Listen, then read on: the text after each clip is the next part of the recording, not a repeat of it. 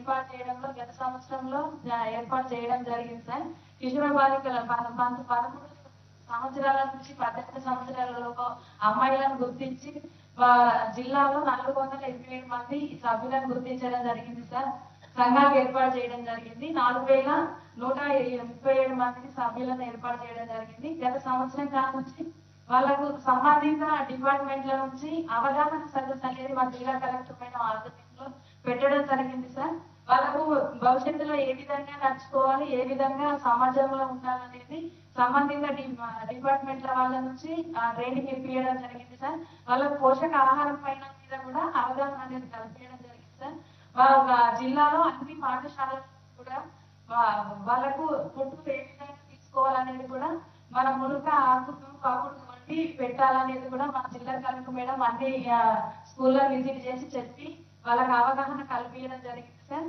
అదే విధంగా వాళ్ళకి ఏ విధంగా ఫ్యూచర్ లో ముందుకు పోవాలి, నడవాలి, సమాజంలో ఏ విధంగా ఉండాలనేది కూడా చెప్పియడం జరిగింది సార్. ఈ నెలలో సార్ మేము చిన్నపిల్లలకు సైకిల్ నేర్పించడం కూడా గత 15 రోజుల నుంచి నేర్పించడం జరుగుతుంది సార్. వాళ్ళకు వేరే స్కూల్ దూరం ఉండడం వెళ్ళి చదువుకోలేక కొంతమంది డ్రాప్ అయిన వాళ్ళ పిల్లలు ఉంటారు సార్. వాళ్ళకు వాళ్ళంతటా వాళ్ళే వెళ్ళే విధంగా సైకిల్ నేర్పించి వాళ్ళ స్కూల్ కు వెళ్లే విధంగా ప్రోత్సహిస్తున్నారు సార్ మా జిల్లా అధికారులు. అదే విధంగా మన ఉల్లాస్ ప్రోగ్రామ్ అనేది కూడా ఏర్పాటు చేయడం జరిగింది. గౌరవ మా సీతక్క మేడం గారు, మా సిద్ధిజ మేడం గారు చదువు రాని అమ్మాయిలను గుర్తించి మా జిల్లాలో సార్ మొత్తం 14,027 మంది సభ్యులను గుర్తించడం జరిగింది సార్. వాళ్ళకు చదువు అనేది నేర్పి exams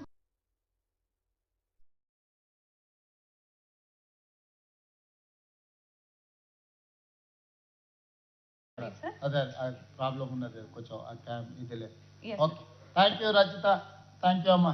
next sir, last Narayanpet జిల్లాలో పెట్రోల్ బంక్ తో క్లోజ్ చేసేస్తాం సార్. సో అక్కడ ప్రియాంక మీరు ఫెసిలిటేట్ చేయండి sir. So honourable and all the officers, very good afternoon sir. ఇప్పుడు మా జిల్లా మహిళా సమాఖ్య ప్రెసిడెంట్ అరుంధతి గారు మాట్లాడతారు.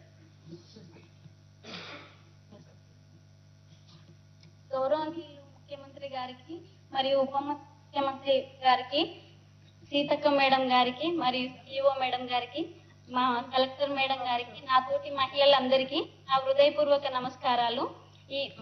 మా దగ్గర పెట్రోల్ బంక్ రన్ అవుతుంది సార్ సమాఖ్య ద్వారా. అది ప్రతి నెల మాకు 4 లక్షల వరకు, 4 లక్షల నుంచి 5 లక్షల వరకు వస్తుంది.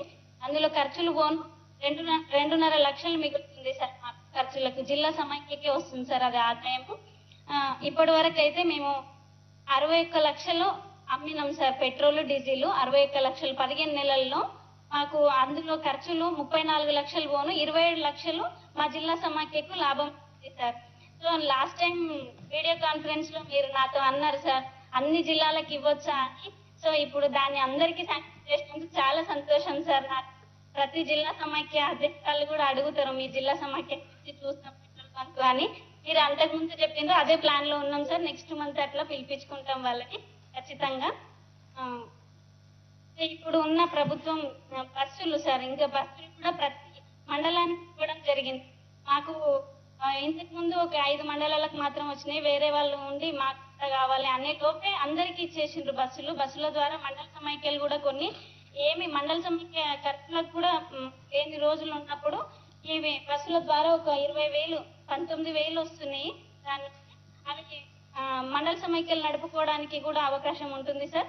అయితే కోటి మంది మహిళలకు కోటీశ్వరం చేయాలన్న మన నినాదాన్ని అనడమే కాకుండా అట్లా ఎట్లా చేయాలనే దానికి ప్రయత్నము, ఏ అవకాశం ఉన్నా మహిళలకే ఇవ్వాలని చెప్పేసి ఐకేపీ సెంటర్లు కానీ, యూనిఫామ్ కుట్టడం కానీ, స్కూళ్ళకు చైర్మన్లు చేయడం కానీ ప్రతిదీ మాకే అవకాశం. అంటే జస్ట్ అనడం కాకుండా దానికి ఎట్లా చేస్తే వాళ్ళు ముందుకు వస్తారు, ఎట్లా కోటీశ్వర్లు అవుతారు, ఎట్లా లక్షాధికారులు అవుతారు అనేది చేయడం జరుగుతుంది.